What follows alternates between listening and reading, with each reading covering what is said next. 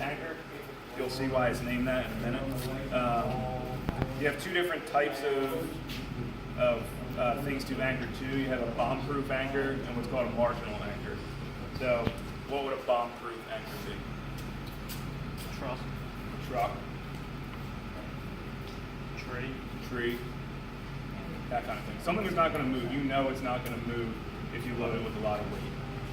The other type is a marginal anchor. Marginal probably being a small tree, a concrete parking barrier, that kind of thing. Something that you would want to use multiple of in order to make a bomb-proof anchor. So those are the two types. A Wrap 3 Pull 2. It's going to be used with a piece of webbing. Depending the length or the size of your anchor that you're tying to is going to determine the length of your rope. So right now we're only pretending this is a steel beam anchored into a building. We're going to call it a bomb-proof anchor. I'm only going around here, right? So I'm going to use the shortest piece of webbing we have, so I don't have a lot of tail. All right. So Wrap 3 Pull 2. First thing you're going to do is wrap 3 times. All right. So I'm going to go around once, twice, 3 times, all right?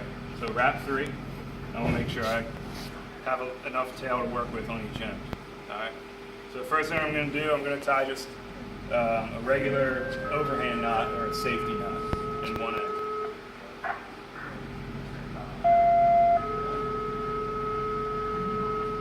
And it's important when you're doing this, you wanna make sure everything stays flat. See how it's not twisted around like this, all that kind of stuff? It comes into play when you actually cinch it down. So leave this knot loose when you tie your first one, okay? That's what I'm gonna do here. See how I'm keeping everything flat? All right. Now what I'm gonna do, I'm gonna just trace this knot back through to form what a lot of people call a water knot, all right?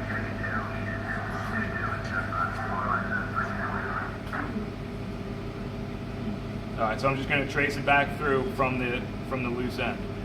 So go through here, and it goes around the underside, back up,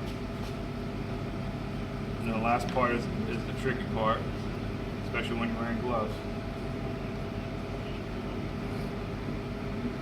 Up through. See how everything stayed flat? All right, and everything's right on top of each other, so now you just cinch it down.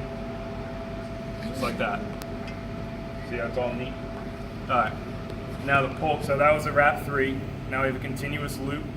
So now it's the Pull 2. So what I'm going to do, I'm going to take this knot and stick it right in the middle here. Alright? Hold it there. And I'm going to take 2 of the 3 wraps and pull them towards me. Like this. Not like that. Alright. This is kind of tricky. It takes a little bit of, see, this has to come down here. All right. Now see how everything's flat? There's not a lot, like there's a slight twist here, but it's not a full twist. The key is to keep this knot in the middle. Keeping it on the inside. Keeping it on the inside, it doesn't see a lot of force. All right. All the force is back here. And then you just pull it tight so that they're both seeing equal strength. And this is a very, very strong anchor.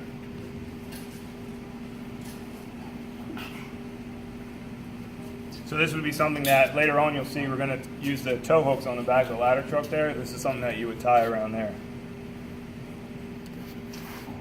All right, so there's your Wrap 3 Pull 2. So now from here I can tie on a system, pulleys, all that kind of stuff. All right, any questions?